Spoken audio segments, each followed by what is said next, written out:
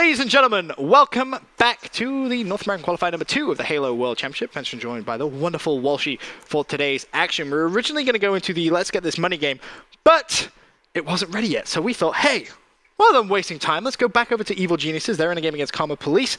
Winner of this meets Team Liquid up next. And Walsh, what happened in game number 1?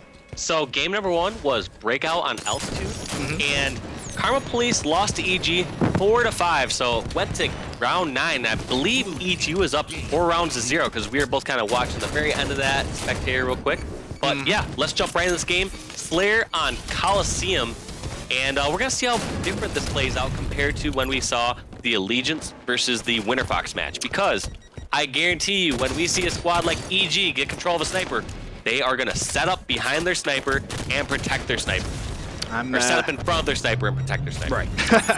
I'm taking a look at someone who interests me greatly, and may interest a couple of the Halo community as well. Denial Hook. He was a professional Call of Duty player, too young to play in the Call of Duty World League, so made a transition over towards Halo.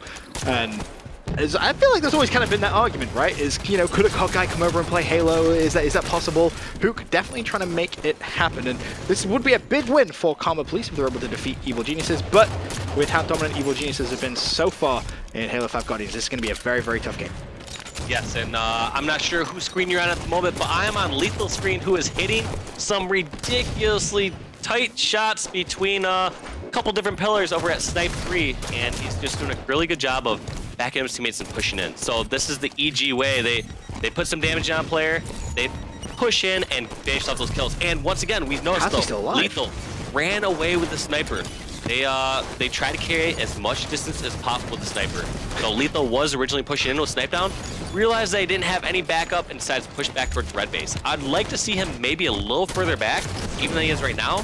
But Lethal could probably do some much better shots than I can, and has more confidence at those sort of angles. So I guess I can't judge it too much. But in the end, I really think Lethal should have backed it up, because they're only up by 2 kills right now, and Sniper is in the hands of, I'm trying to find it, Boo Boo Doo. So not only do they have Sniper, but Ares has rockets as well. Roy was able to shut down Boo Boo Doo and maybe making a play for that sniper rifle. And he actually gets Hook as well, so that's 2 big kills coming in for Roy.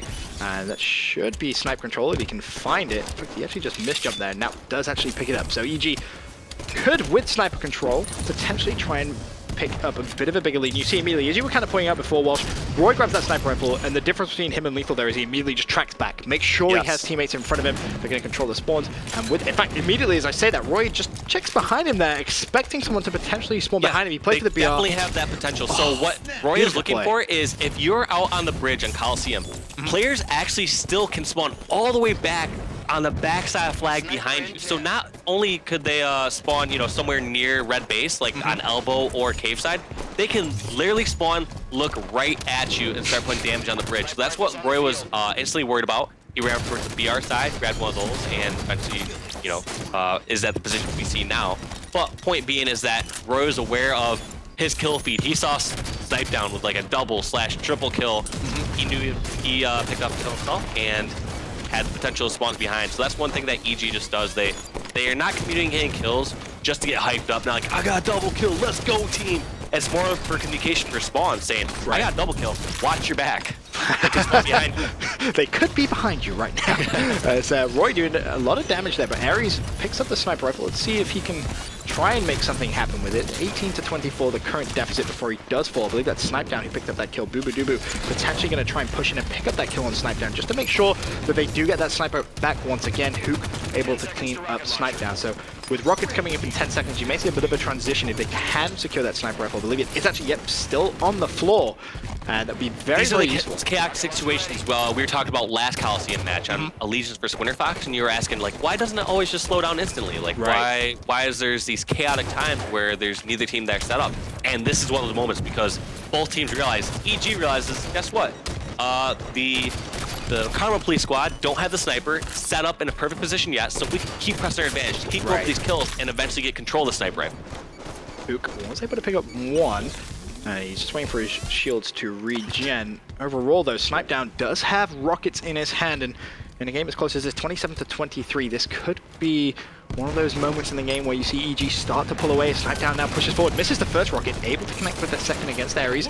Sniper rifle in the hands, though, of the Karma Police, but Snipedown with the double. Definitely go over to Boo Boo Doo Boo and see what he can do with this sniper right now, because even though it was a breakout game last game, some people might not credit those kills as much. The whole point is Boo Boo Doo Boo had most kills in the breakout game of every player. I believe he had 11 kills in that breakout altitude game against Evil Geniuses. It's impressive. The #1 ranked team. So that's nothing to take lightly. And I want to see this kid, his shot. I mean, the name is maybe a nightmare for like a stuttering commentator like myself. But in the end, Boo Boo Doo Boo has to have some ridiculous skills. I love his name. It's such a good name. I'm a fan. Unfortunately, though, Boo Boo Doo Boo did lose sniper control to Roy, who was a little bit of a sneaky flank from elbow. He now controls that sniper rifle, and you see him just playing so passive. New snipe up in 30 seconds, and he has the sniper rifle covering it as well. This is going to be so problematic now for Karma Police if they're going to try and get control of it. He's actually going to throw out both grenades. Boo Boo Doo Boo will be the player challenge. Great grenades, actually. So even though it seemed like, you know, we have this this outline vision where you can see exactly where opponents are at and know that the opponent backed down. However, the whole point was Roy was banking those off, and players that hide on that far side by sniper rifle, exactly where Snipedown is at now, those nades will just blow up one after the other and get an easy kill, which you can set for that sniper rifle.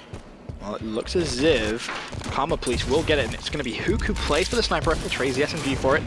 And he should be trying to get over towards Boo Boo Doo Boo. Two players going to be directly behind him. One is Lunchbox. Will he be able to get the snow scopes? No, he won't. Misses and is very weak indeed. Has to expect a push coming in.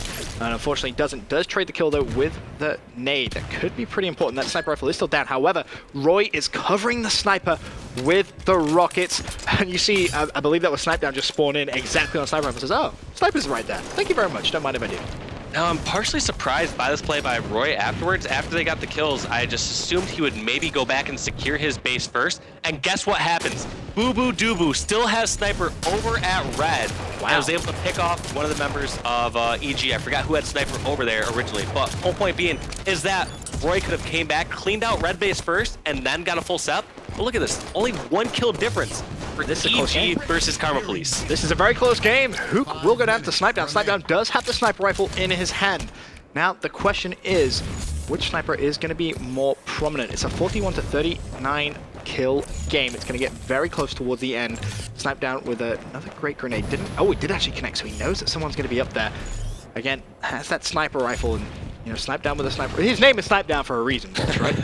Like he's the one player in EG. Well, I mean, they're all great with the sniper rifle, but I feel like in this moment right now, he is the player you want with the sniper rifle. I would just love to see that hype with a different name, just something like Scattershot God. Guess what weapon he has right now, and he is sneaking up on the opposing squad. Oh, I think you may see Boo Boo Doo Boo go down, and you do. Snipedown with a fantastic shot cross map with the sniper. 43 to 41. This game going all the way down to the wire. Of course, Evil Geniuses are 1-0 up in the series. Snipedown trying to find the angle. Sees Hook. What a fantastic shot that was from Snipedown, as slowly EG starting to build themselves a little bit of a lead. Boo Boo Doo Boo and Jesse are able to reply with 2 kills of their own, but this is so close, Watch. I can't believe what I'm seeing. Yeah, look at EG's play difference and how it changes throughout just the exact same game. Like, we'll see teams change the way they play and mistakes that they've made over the course of a season, whereas EG has made 2 drastic changes as far as snipe goes this game so far. 1 point, Lethal was too far up, over towards snipe 3, ended up losing it over there. The second time, they had sniper at red base, but did not have all red base cleared out. This time, however, they got red base cleared out. They have sniped down safely at red, and Snipedown is actually watching his back again and gets another hit. How? That's the amazing part. Snipedown hits every single shot. Like Shockwave, one of my former teammates when I was Carbon for a bit, he talked about Snipedown. He said, you know what Snipedown doesn't do? He never misses the shots that he should hit. Now that seems like common sense. It might sound like a stupid sentence, which I say a lot. The whole point being is that if there's a shot that he should hit where a person is not looking at him, he makes efficient use of his ammo. He always hits a headshot. And as I rambled on there, we saw EG close that game out 50 to 46, thanks to their great cover of Snipedown and Sniper Rifle over at red base. He was the factor. It was what worried me quite a lot there for Karma Police. You allow Snipedown to have that sniper in a game as close as that, and he just turns into that factor when you need him most. Hitting some absolutely ridiculous shots. He may have not even necessarily been getting the kills, but still, hitting someone with a sniper rifle, making them one shot, calling out to your teammates, and you just see that big, well, I say big lead, you just see that lead start to develop, I should say, you know, in that last couple of minutes, EG slowly starting to pull away, and that, of course, the 2-0 victory for Evil Geniuses against Karma Police will now put them in the quarterfinals. That 2-0 is quite different from EG's first victory. We're talking about Good point. EG's first victory where they were, challenged. They won 50-25 in the Team Slayer, and they won 3-0 on Truth CTF in what? A matter of minutes? 3.5 minutes, 3.5 minutes, 4 minutes? Yeah. 4.5, 5 minutes. This game, however, a 5-4 breakout match on altitude, followed by a 50-46 Coliseum Team Slayer match. Very close games. Very close games. You've seen them getting a little bit more challenged, but still able to get those victories, and that's what counts. However, as I said earlier on, if Evil Geniuses were able to win this game, they will go up against Team Liquid in the quarterfinal. Now, Walsh, before we go to a commercial break, gotta ask you, opinions on that. Will we see Liquid take a map off Evil Geniuses, or maybe not? Well, what do you think? Because we saw just there, Evil Geniuses, you said, challenged, bit of a closer game. Does Liquid have what it takes to beat EG? Let's start with that. That's they have potential. Okay. But I don't know. It's so tough for me to say. Like, those last 2 games were so close that I feel like whomever EG is playing next, they're definitely capable of losing a map.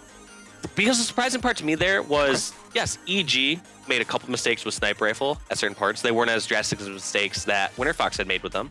But same time, like, I did not see that much that EG was doing wrong. So I want to give a lot of credit to Karma Police in the last match. But yeah, it's really tough. I do think that EG has potential to lose a map this next one. But who knows? It depends. If EG was playing worse in that last match, yes, they have a chance to lose it. If it was just Karma Police playing that good, which I think it was, because we saw Karma Police make great plays, I did not pinpoint too many mistakes that EG made. Yeah, in the end, EG's gonna win this next one. I'll stop rambling on. EG's gonna win this next match, and they will not lose a map. I'll say they will not lose a map against Liquid. Wow. Again, I would love to kind of disagree with you there. I think EG's going to win. Maybe we do see them drop a map. Of course, the quarterfinals are still best of 3. You don't get best of 5s until we get to the semifinals and, of course, the grand finals later on, as well as a bit of an update in the bracket overall. CLG, they're also in the quarterfinals as Team Allegiance. They're waiting to see, I believe, if Let's Get This Money have won their game yet. It hasn't updated. But for now, we will go to a quick commercial break. When we return, we should be in the Evil Geniuses versus Team Liquid game. Be right back.